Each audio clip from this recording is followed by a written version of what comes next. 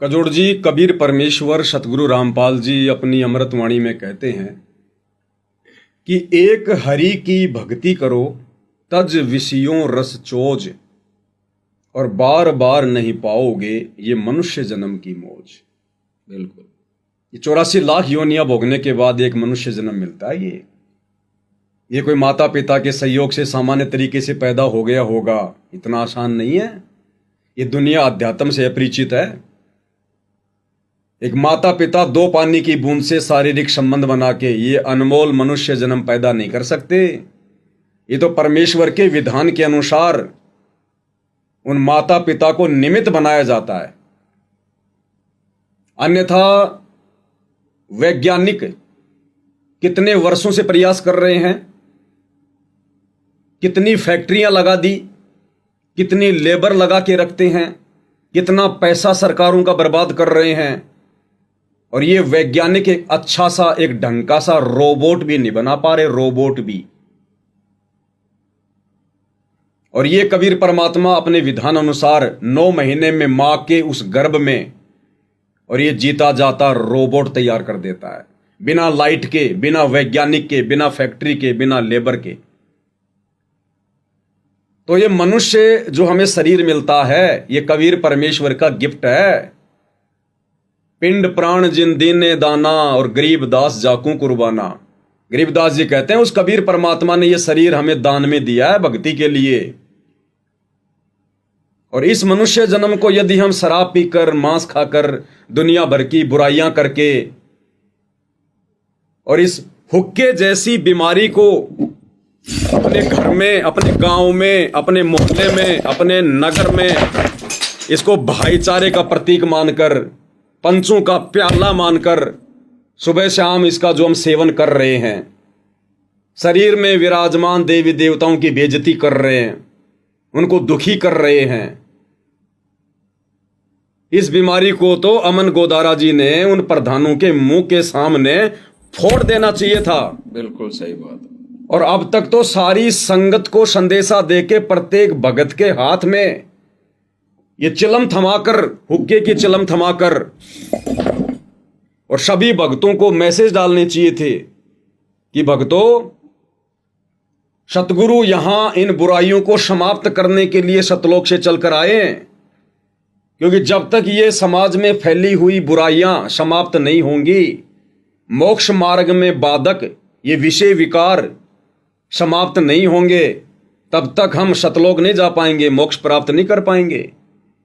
तो ये कार्य तो सतलोक आश्रम के मुख्य लोगों ने सतलोक आश्रमों से जुड़ी हुई लाखों की संगत को संदेशा देकर, और प्रत्येक भगत से, जिस प्रकार से आज इस लाइव वीडियो में हम इस हुक्के को तोड़ रहे हैं, फोड़ रहे हैं, इस बीमारी को नष्ट करने का प्रयास कर रहे हैं, इसी प्रकार से प्रत्येक भगत को यह कहना चाहिए था कि भक्तों, अपने अपने घर पर मोबाइल से एक वीडियो बनाओ, एक हुक्के की ये चिलम मार्केट से लेके आओ, 20-25 रुपए की आएगी, 40 की आ जाएगी, 50 की आ जाएगी।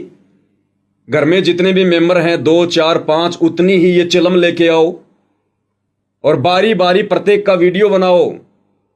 एक छोटा सा मैसेज दो कि भाइयों, ये हुक्का पीना, बीड़ी सिगरेट पीना, तंबाकू सेवन करना, ये भक्ति मार्ग में सबसे ज्यादा बाधक है।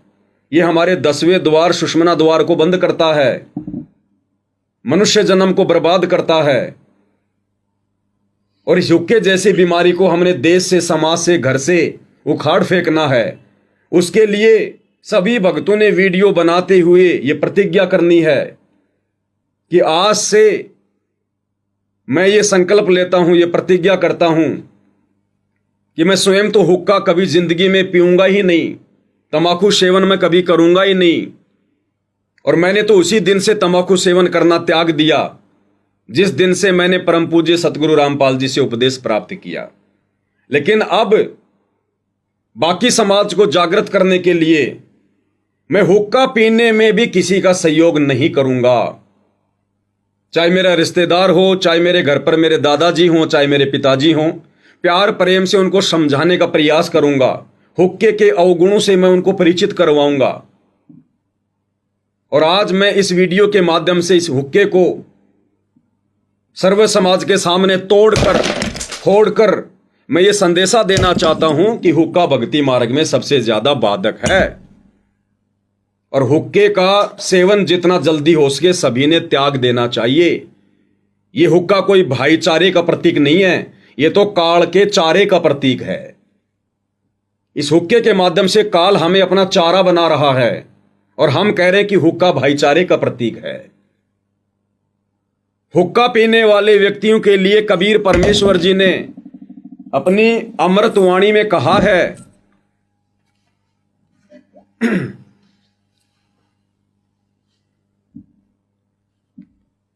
हुक्का पीने वालों के लिए कबीर परमेश्वर जी ने अपनी अमृतवाणी में कहा है कि हुक्का हरदम पीवते और लाल मिलावे दूर, भाई इसमें संशय है नहीं, वो जन्म पाछ ले सूर। जो व्यक्ति हरदम हुक्का पीते हैं, बार बार समझाने से भी नहीं मानते हैं, हुक्के जैसी बुराई को नहीं त्यागते हैं, तो कबीर परमेश्वर जी कहते हैं कि वो व्यक्ति सूअर की योनि से आया हुआ है। उसके अंदर मनुष्य जन्म प्राप्त करके भी वही गंदी आदत है। सूअर क्या करता है? गंदगी में नाक रगड़ता रहता है। और जो व्यक्ति हरदम हुक्का पीता है, समझाने से भी नहीं मानता है, इसका मतलब वो व्यक्ति ताजा ताजा सूअर की योनि से आया है और वही गुण उसके अंदर मनुष्य जन्म में भी है। यानी वो व्यक्ति बुराई नहीं त्याग रहा, गंदगी को पीना नहीं त्याग रहा। तो हमने भगत समाज को समझाने की दृष्टि से उनको एक संदेशा देते हुए और इस हुक्के को फोड़ फोड़ के हमने लोगों को यह बताना है, समझाना है कि हुक्का पीने वाला व्यक्ति सूअर की कैटेगरी में होता है। इसलिए हुक्के जैसी बुराई को जितना जल्दी हो सके हमने अपने घर से, अपने गांव से, अपने समाज से तुरंत इसको त्याग देना चाहिए। अन्यथा इस मनुष्य जन्म में यदि हमारा मोक्ष नहीं हुआ, उद्धार नहीं हुआ, तो अगला जन्म हमारा फिर से सूअर का होगा। और उसके लिए सबसे बड़ा कारण क्या होगा? ये हुक्का। इस हुक्के को ना त्यागने के कारण, इस बुराई को ना छोड़ पाने के कारण अनमोल मनुष्य जन्म प्राप्त करने के बाद भी हम फिर से 84 लाख योनियों में ही चले जाते हैं। इसलिए हुक्का सबसे ज्यादा बाधक है। अब हरियाणा के स्टेट कोऑर्डिनेटर अमन गोदारा जी उस कॉन्फ्रेंस में बैठकर हुक्के का समर्थन करते हुए, हुक्का पाड़ व्यक्तियों का समर्थन करते हुए आगे उनकी खुशामदी में क्या कुछ कह रहे हैं, आपको उन्हीं के मुख से सुनाते हैं। अमन गोदारा जी कह रहे हैं कि जितने भी खाप जो ये प्रधान हैं, खाप पंचायत के प्रधान हैं, सरपंच हैं, ये सम्मान के योग्य हैं, मान सम्मान के योग्य हैं। ये अमन गोदारा जी के मुख से सुनिएगा आप जी। क्योंकि ये सारे लोग हमारी खाप के हैं, ये हमारे सम्मान के योग्य हैं, जितने भी खाप प्रधान हैं। अमन गोदारा जी कह रहे हैं कि जितने भी खाप के लोग हैं जो उनके सामने बैठे हुए हैं, कहते हैं जितने भी खाप पंचायत के प्रधान हैं ये हमारे सम्माननीय हैं, मान सम्मान के योग्य हैं। अब बताइए कजोड़ जी, सतगुरु रामपाल जी ने हुक्का पीने वाले व्यक्तियों को, अनउपदेशी व्यक्तियों को ढेड की संज्ञा दी है, नीच की संज्ञा दी है। क्या ऐसे व्यक्ति सतगुरु रामपाल जी के भक्तों के लिए सम्मान के योग्य हो सकते? नहीं हो सकते।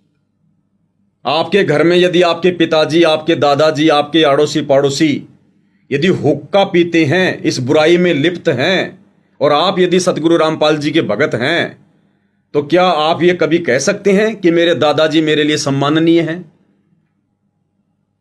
नहीं, वो तो ऐसा कर्म करने वाला व्यक्ति तो सम्मानीय नहीं हो सकता। क्योंकि सतगुरु रामपाल जी के विधान अनुसार हुक्का सेवन करने वाला, तमाकू सेवन करने वाला, आन उपासना करने वाला, बीड़ी सिगरेट पीने वाला, मांस मदिरा पीने वाला, मांस आहार करने वाला, वो व्यक्ति कभी भी मान सम्मान का अधिकारी नहीं हो सकता है। जबकि अमन गोदारा जी उन लोगों को समझाने के बजाय उनके मुख पर, उनके सामने बैठकर उनकी भूरी भूरी प्रशंसा कर रहे हैं और फिर कहते हैं कि मैं संत रामपाल जी का भगत हूं। उन्होंने ये शब्द कहने से पहले उन खाप पंचायत के प्रधानों को समझाने के लिए कि भाई प्रधानों, ये मनुष्य जन्म बार बार नहीं मिलता। ठीक है, आप लोगों को आज से पहले ज्ञान नहीं था, आप कभी किसी सत्संग से नहीं जुड़े या किसी संत और सत्संग से जुड़े हैं, तो उन संतों के पास में यह तत्व ज्ञान नहीं था, आत्म कल्याण का मार्ग नहीं था, और उन संतों के शब्दों में कोई शक्ति नहीं थी, जिस कारण से आप जिस बुराई को नहीं छोड़ पाए। लेकिन प्रधान जी, अब सतगुरु रामपाल जी के रूप में कबीर परमात्मा स्वयं धरती पर आ चुके हैं, और अब सुनहरा मौका है, इनकी शरण में आओ, पहले इनके ज्ञान को अच्छे से समझो और इन बुराइयों को छोड़ो और अपनी आत्मा का कल्याण करवाओ। ये बार बार मनुष्य जन्म नहीं मिलता है, अन्यथा फिर से हम 84 लाख योनियों में जाएंगे, गधे कुत्ते सूअर बनेंगे, कितने कष्ट उठाएंगे हम। उस समय कौन आपको हुक्का भर के देगा, कौन आपको ये प्रधानी देगा, कौन आपकी खुशामदी करेगा, कौन आपसे फैसले करवाएगा, और कहां आपको ये 56 प्रकार के भोजन खाने को मिलेंगे। तो अमन गोदारा जी ने उनको समझाना चाहिए था, और समझाने के बजाय वो उनके सामने बैठकर उन्हीं की ज्ञान विरुद्ध बातों का समर्थन कर रहे हैं और कह रहे हैं कि वो मान और सम्मान के योग्य हैं। हुक्का पीने वाला व्यक्ति ढेड की श्रेणी में है, और ऐसा व्यक्ति कभी भी मान सम्मान के योग्य नहीं हो सकता है आध्यात्मिक स्तर पर। ये हमारे सम्मान के योग्य हैं जितने भी। कैसे सम्मान के योग्य हो सकते हैं? हुक्का पीने वाला व्यक्ति मान सम्मान के योग्य हो ही नहीं सकता। सम्मान के योग्य हैं जितने भी। अमन गोदारा जी को विचार करना चाहिए। ये हमारे सम्मान के योग्य सतगुरुदेव के तत्व ज्ञान आधार से खाप प्रदान है, इनको विचार करना चाहिए। सम्मान के योग्य हैं जितने भी खाप प्रदान है। जब तक हम समाज को हुक्के जैसी बीमारी के अवगुणों से परिचित नहीं करवाएंगे, जब तक हम उनको परमात्मा के भक्ति विधान से परिचित नहीं करवाएंगे, परमेश्वर की भक्ति मर्यादाओं से परिचित नहीं करवाएंगे, तो भला वे व्यक्ति इन बुराइयों को कैसे त्यागेंगे? तो अमन गोदारा जी के द्वारा उस कॉन्फ्रेंस में बैठकर और हुक्के को लेकर उन लोगों का समर्थन करना, हुक्के के विरुद्ध एक भी शब्द ना कहना, यह इस बात का संकेत है कि अमन गोदारा जी हुक्के के समर्थन में हैं। और जो व्यक्ति संत रामपाल जी का भगत होने के बावजूद हुक्के के समर्थन में है, वो व्यक्ति किसी भी दृष्टिकोण से सतगुरु रामपाल जी का भगत कहलाने का अधिकारी नहीं है। तो अमन गोदारा जी आगे अपने वीडियो में क्या कुछ कह रहे हैं, वो भी उनके मुख से सुन लेते हैं एक बार। आग भाई ऐसा काम तो पहले तो ये सर छोटू राम ने माना करते, आग भाई समाज के लिए सर छोटू राम ने काम किया। फिर इबिन के समझ में आ गई भी वास्तव में संत रामपाल जी महाराज एक ये तन्ने एक आदमी समझे, लेकिन हमने भी रहा वो भगवान है। ये तन्ने एक आदमी समझे, लेकिन हमने भी रहा वो भगवान है। ये तन्ने एक आदमी समझे, लेकिन हमने भी रहा वो भगवान है। ये तन्ने एक आदमी समझे, लेकिन हमने भी रहा वो भगवान है। अब अमन गोदारा जी कह रहे हैं कि ये खाप पंचायत के लोग तो संत रामपाल जी को एक नेक आदमी समझते हैं, लेकिन हमें पता है कि वो भगवान है।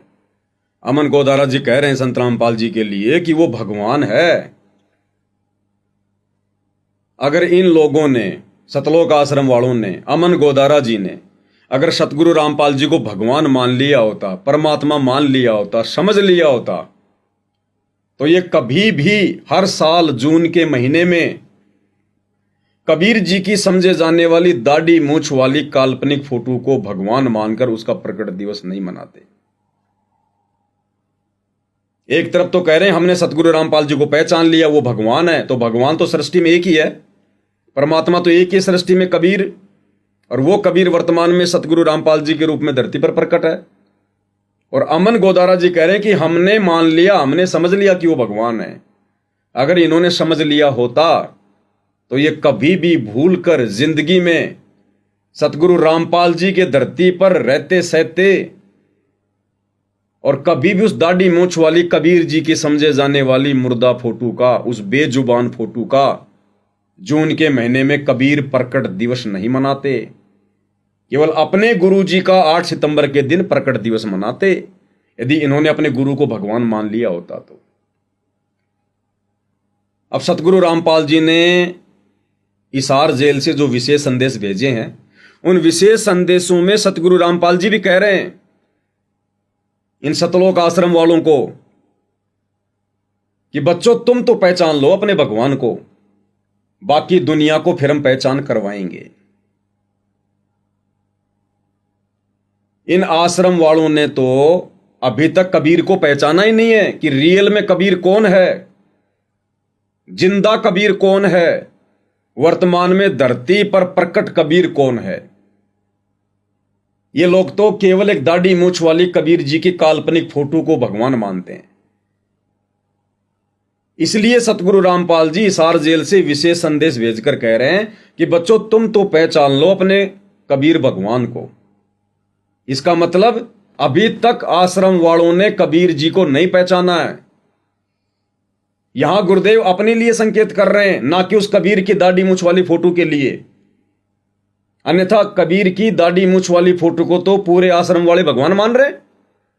हर साल जून के महीने में उसका कबीर प्रकट दिवस मना रहे हैं, तो वो तो दाढ़ी मूछ वाली फोटो को तो भगवान मान ही रहे हैं, कबीर मान ही रहे हैं।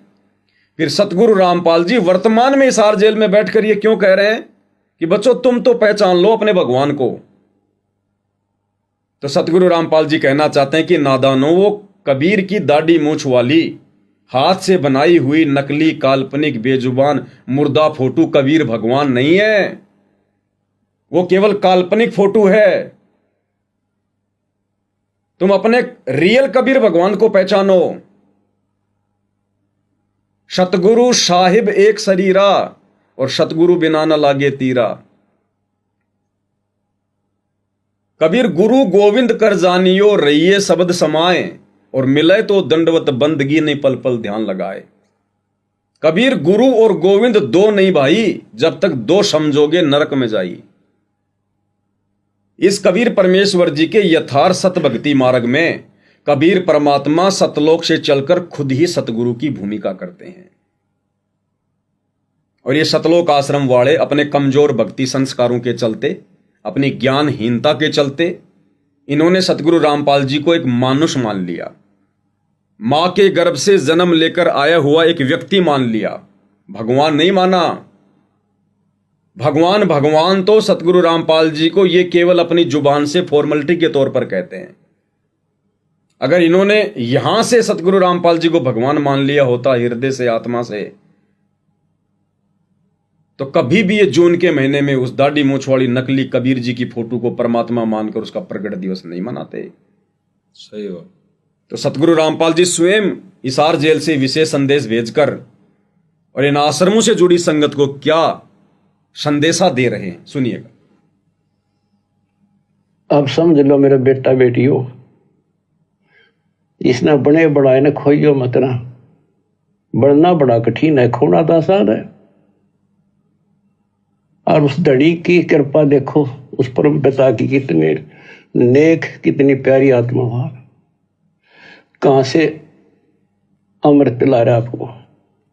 अपने भगवान ने तुम तो पहचान लो, बाकियों को पहचान हम करावांगे, क्योंकि वो भी उसी के बच्चे।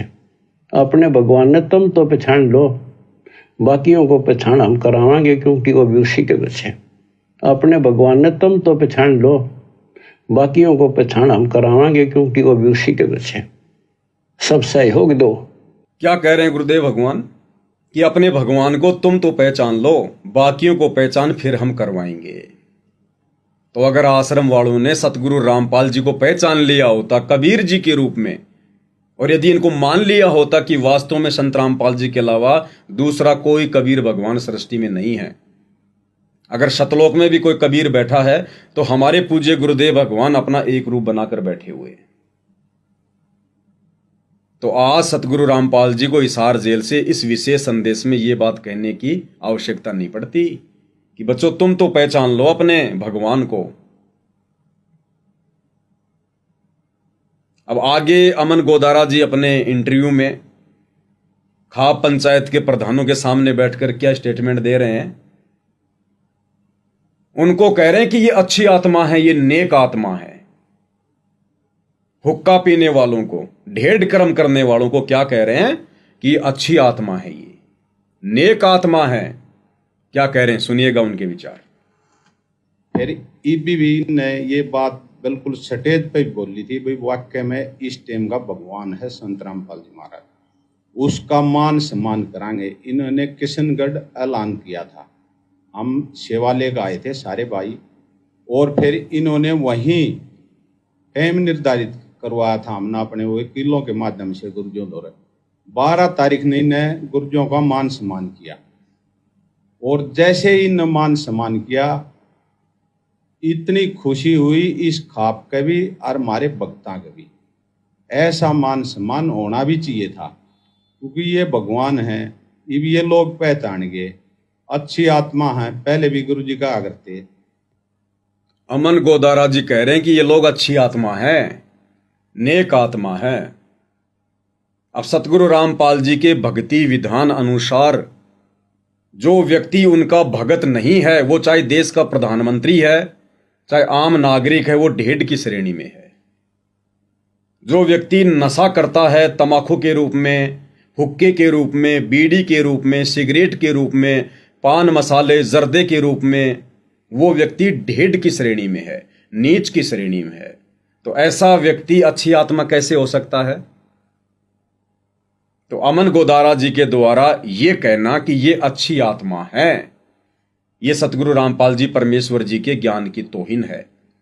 और जब तक कोई व्यक्ति हुक्के का सेवन करता है, ये भगवान है, ये वो व्यक्ति कभी भी अच्छी आत्मा है, अच्छी आत्मा की श्रेणी में नहीं हो सकता। यदि उसने अच्छी आत्मा बनना है तो सतगुरु रामपाल जी से उपदेश लेना पड़ेगा, क्योंकि ये भगवान है, ये लोग पहचानेंगे। सतगुरु रामपाल जी की शरण में आना पड़ेगा, इस हुक्के जैसी महा बीमारी को त्यागना पड़ेगा, इस हुक्के को फोड़ना पड़ेगा, तब जाकर वो व्यक्ति एक अच्छी आत्मा कहलाने का अधिकारी होगा, एक नेक आत्मा कहलाने का अधिकारी होगा। अब आगे हरियाणा के स्टेट कोऑर्डिनेटर अमन गोदारा जी अपने ज्ञान का परिचय देते हुए और खाप पंचायत के प्रधानों के साथ बैठकर वाहवाही लूटने के चक्कर में उस पवन दास के विषय में क्या कुछ प्रतिक्रिया दे रहे हैं, पहले उनके मुख से सुनते हैं। वो कह रहे हैं कि जब ये मान सम्मान किया गया तो इस पवन जयपुर वाले ने वीडियो बनाया, उल्टा सीधा कहा, कह रहा वो नीच आदमी है। पवन दास जयपुर वाला नीच आदमी है। अब नीच आदमी कौन है? गुरुदेव के अनुसार, आदरणीय गरीबदास जी के अनुसार। पहले हम अमन गोदारा जी के मुख से ये स्टेटमेंट सुनेंगे, उसके बाद हम गुरुदेव का सत्संग सुनाएंगे और गुरुदेव भगवान निर्णय करेंगे कि नीच आदमी कौन है। क्या कह रहे हैं अमन जी? और जो पवन जयपुर है, उन्होंने फिर वो मान सम्मान किया तो उन्होंने ये टिप्पणी की, अग भाई ऐसे ऐसे खाप प्रदान उन्हें ये नहीं करना चाहिए था, वो नहीं करना चाहिए था, वो नीच आदमी है पे, वो नीच आदमी है पे, वो नीच आदमी है पे, वो नीच आदमी है पे। अमन गोदारा जी क्या कह रहे हैं कि वो नीच आदमी है जिसने मान सम्मान को लेकर वीडियो बनाया और कहा कि कोई भी व्यक्ति जो अनुपदेशी है, संत रामपाल जी का भगत नहीं है, जो नशा करता है, शराब पीता है, मांस खाता है, आन उपासना करता है, मंदिरों में जाता है, वो व्यक्ति ढेड की श्रेणी में है, नीच की श्रेणी में है, क्योंकि परमात्मा का विधान है। तो कह रहा हूं पवन तो नीच आदमी है। अब सतगुरु रामपाल जी क्या कह रहे हैं? काफिर के अंग में गरीबदास जी की अमृतवाणी का हवाला देते हुए कहते हैं, काफिर सवाल सुकन को मोड़े और काफिर प्रीत नीच संग जोड़े। यानी वो व्यक्ति भी काफिर है, वो व्यक्ति भी ढेड है, नीच है, जो नीचों के साथ प्यार प्रेम करता है। प्यार प्रेम करने का मतलब उठ बैठ करता है, नीच व्यक्तियों के साथ में नजदीकियां बढ़ाता है। नीच कौन? जो नशा करते हैं, आन उपासना करते हैं, देवी देवताओं की पूजा करते हैं, सच्चे सतगुरु की शरण में आके सतनाम का जाप नहीं करते हैं, हुक्का पीते हैं, वो नीच व्यक्तियों की श्रेणी में है, ढेड की श्रेणी में है परमेश्वर जी के विधान अनुसार। और ऐसे व्यक्तियों के साथ में बैठने वाला कौन? नीच। काफिर प्रीत नीच संग जोड़े। वो व्यक्ति भी काफिर है, ढेड है, जो ऐसे नीच व्यक्तियों के साथ में अपनी प्रीत जोड़ता है। क्या कह रहे हैं सतगुरु रामपाल जी, ध्यान से सुनिएगा। काफिर सवाल सुकन को मोड़े, काफिर प्रीत नीच से जोड़े। वो भी काफिर जो किसी ढेढ़ दर बात करे, उसे ढेढ़ आदमी, ढेढ़ भी ये काफिर बता रहे हैं, कोई जाति विशेष नहीं है, तो वो भी काफिर है जो भक्त अपने संत भक्तों को छोड़कर किसी निकम्मे आदमी ते को चोरी ठग द्वारी बकवाद करनिया तो मेल करे, तो वो भी काफिर है।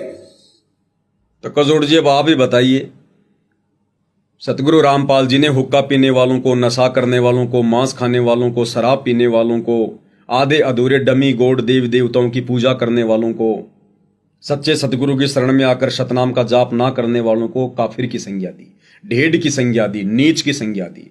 और कह रहे हैं जो ऐसे व्यक्तियों के साथ में मेलजोल करता है वो भी नीच है, ढेढ़ है। तो अमन गोदारा जी संत रामपाल जी के भगत होकर और किन लोगों की संगति में बैठे हैं? हुक्का पीने वालों की संगति में, आन उपासना करने वालों की संगति में। तो ढेढ़ों की संगति करने वाला कौन हुआ? ढेढ़। नीचों की संगति करने वाला कौन हुआ? नीच। तो अमन गोदारा जी मुझ पवन दास पर जो तोहमत लगा रहे हैं कि यो नीच आदमी है, अब ये निर्णय तो सतगुरु जी का विधान करेगा, उनका ज्ञान करेगा कि नीच कौन है। तो पवन दास तो कभी किसी हुक्का पाड़ के आसपास भी नहीं भटकता। मैं तो किसी हुक्का पाड़ से राम रमी भी नहीं करता, उसके नजदीक होकर भी नहीं गुजरता। ऐसे लोगों से दूर दूर तक मेरी कोई यारी दोस्ती रिश्तेदारी नहीं है जो मेरे परमेश्वर की मर्यादा और विधान के खिलाफ है। तो पवन दास नीच कैसे हो गया, कहां से हो गया?